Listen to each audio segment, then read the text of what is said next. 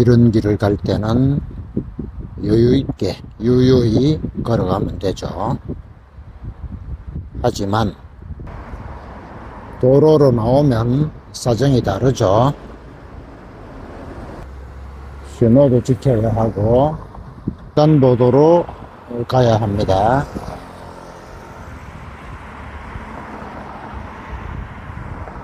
횡단보도가 아닌 길을 마구 건너가면 안 되겠죠. 말과 글에도 길이 있습니다.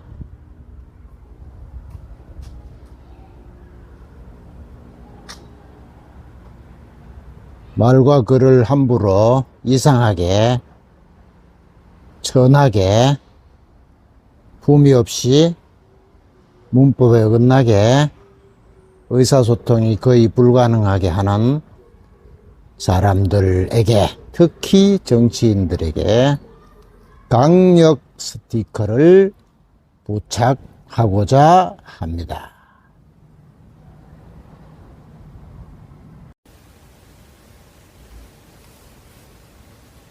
여러분들은 어떻게 생각하십니까? 저는 우리나라에서 말을 가장 이상하게 하고 글을 가장 틀리게 쓰는 사람들이 정치인들이라고 봅니다. 정치인들에게 글쓰기를 배운다. 뭘 배운단 말이냐? 반면교사로 배우는 거죠. 정치인들이 한 이상한 말, 틀린 말, 잘못된 글을 통해서 그 반대로 하면 된다고 생각하고 글쓰기 수업을 하는 거죠. 여기는 현진건 학교입니다. 현진건은 1900년 대구에서 출생하고요. 21세에 단편 빈처, 같은 해에 단편 술 구원하는 사회를 발표하면서 문단의 총화로 떠오르게 됩니다.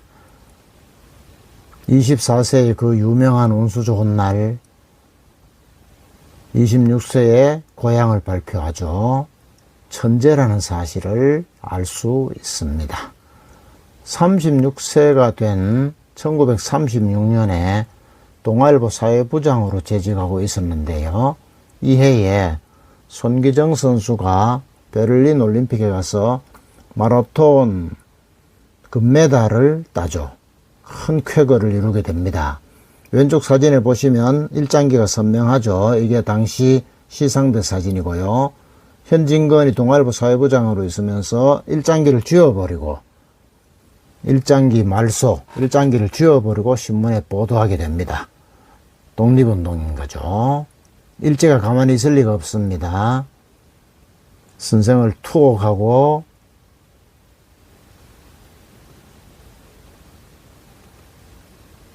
고문하고 신문사에서 강제로 내쫓고 그 이후로도 언론계 활동을 전면 금지해서 직업을 가지지 못하게 만듭니다. 창작집 조선의 얼굴에 판매 금지 조치를 내리고 신문에 연재하던 장편소설 흑치상지를 강제로 중단시킵니다. 1943년 이때 현진건 선생은 겨우 43세, 43밖에 안 된 젊은 나이였는데도 불구하고 그동안 일제로부터 받은 정신적 충격, 고문의 후유증, 질병 등으로 말미암아 4월 25일에 세상을 떠나시게 됩니다. 같은 날 어릴 때부터 친구였던 고향의 벗 빼앗긴 들에도 봄은 오는가를 쓴 이상화 시인도 타계를 하지요.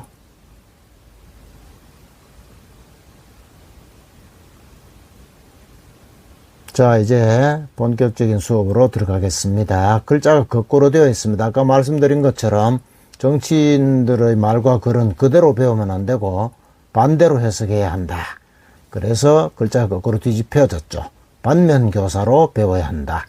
반면교사는 옳지 않은 말과 옳지 않은 행동을 하는 사람이나 사물을 보고 거기서 거꾸로 생각해서 교훈을 얻는다. 그런 뜻이죠.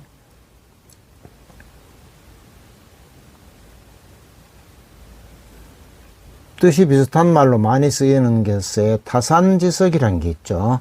타산지석. 글자만 해석하면 다른 사람의 산에 있는 쓸모없는 돌 이런 뜻인데, 그런 돌도 잘 쓰면 좋은 물건을 만들 수 있다. 또 나에게 도움이 될 수도 있다. 그런 뜻이죠. 결국 반면교사와 대동소이한 뜻입니다. 예를 들면 이렇게 형편없는 돌을 가지고 아득한 옛날에 인류의 조상들이 이런 것을 만들었죠. 그림에 있는 이분은 공자님이신데 비슷한 뜻의 삼인행 필유아사라는 유명한 말을 남기셨습니다. 여기에도 반면교사 뜻이 들어있는데요. 자세히 살펴보면 삼인행, 세 사람이 길을 가면 필유아사, 그 중에 반드시 나의 스승이 있다. 좋은 사람, 착한 사람에게서는 좋은 것을 본받고, 나쁜 사람에게서는 그 나쁜 말, 나쁜 행동, 나쁜 그 무엇을 통해서 나는 저러면 안 되겠구나 라고 생각해서 나의 잘못된 점을 바로잡아라, 나를 고쳐라. 공자님이 그렇게 말씀하셨습니다. 중동에서 태어나서 서양에 살면서 철학자, 작가로 활동하는 지브란이라는 분이 계셨는데, 우리나라에서는 예언자란 책으로 많이 알려지신 분이죠. 이분이 재미있는 말씀을 남겼는데, 첫째, 수다쟁이로부터 침묵을 배웠다. 반면교사로. 둘째, 편협한 사람들로부터 관용을 배웠다. 반면교사로. 불친절한 사람들로부터 친절을 배웠다. 반면교사로. 결론이 더 재밌습니다. 한번 보실까요? 하지만 나는 잘못된 스승들에게 고맙게 생각하지는 않는다. 재밌죠? 나의 주장이 설득력을 가지려면 많은 사례를 통해서 사실로 확인이 된 일반화된 논리적 근거들을 제시해야 합니다. 내 마음대로 말하면 안 되죠. 근거를 댈 수 없는 주장, 사실과 다른 주장을 펼치면 설득력이 없습니다. 오늘 수업의 핵심이기 때문에 복습을 해보겠습니다.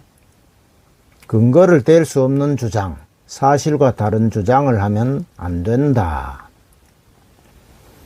설득력 있는 주장을 펼치려면 많은 사례를 통해서 사실로 확인이 된, 일반적으로 사실로 믿어지는 일반화된 논리적 근거를 제시해야 한다.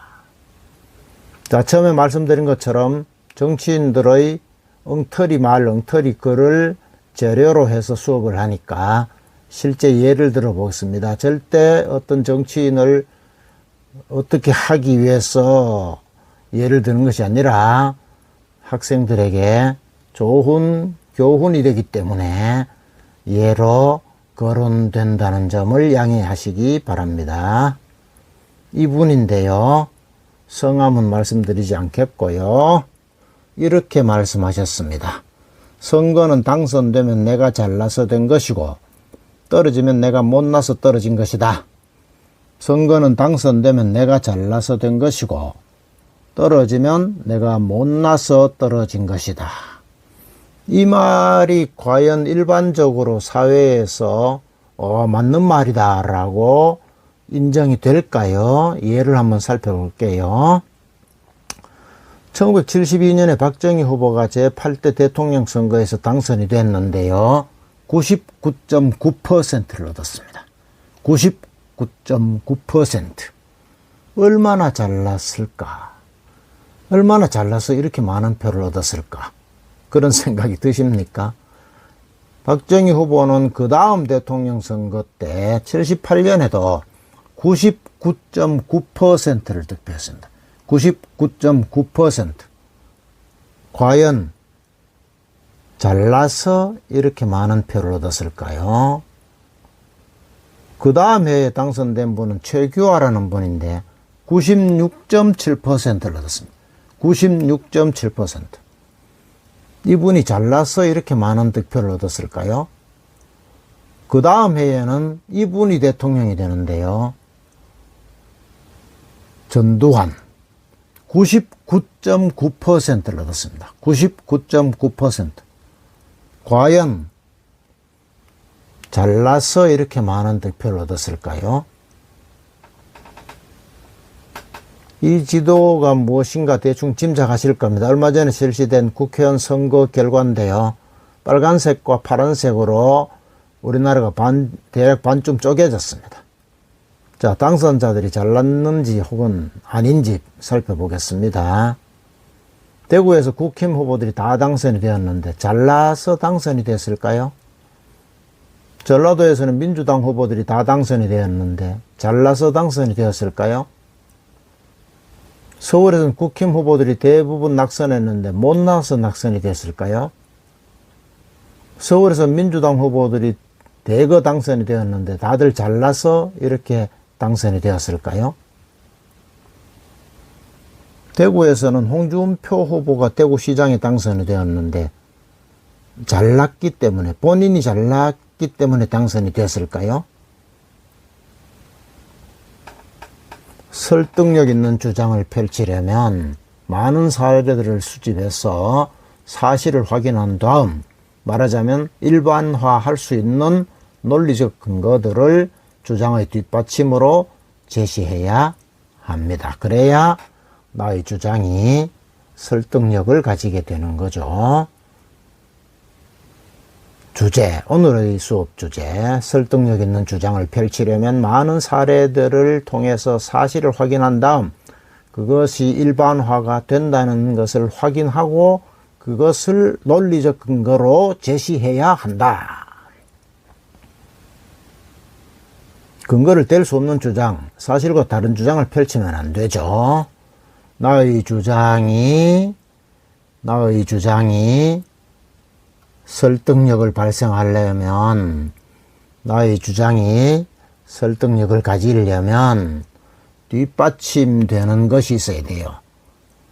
나의 주장이 설득력을 얻으려면 무엇으로 뒷받침을 해줘야 됩니다. 무엇으로?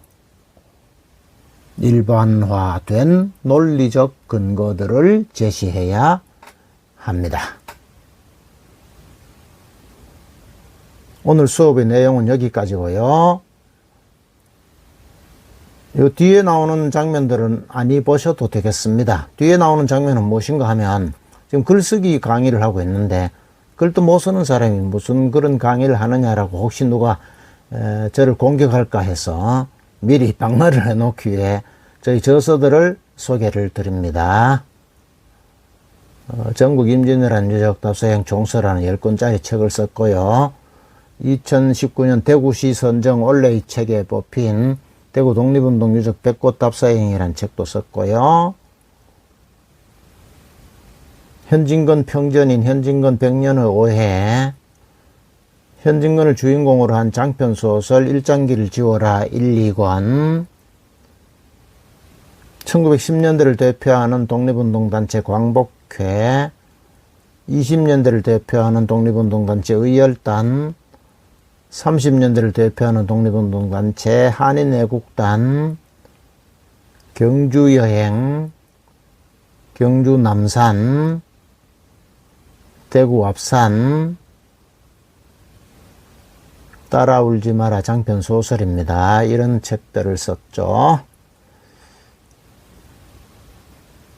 정치인에게 배우는, 거꾸로 배우는 정치인들의 잘못된 말과 글을 분석해보고 반면교사로 배우는 글쓰기 수업 제1교시. 오늘 수업을 마칩니다. 여러분, 감사합니다.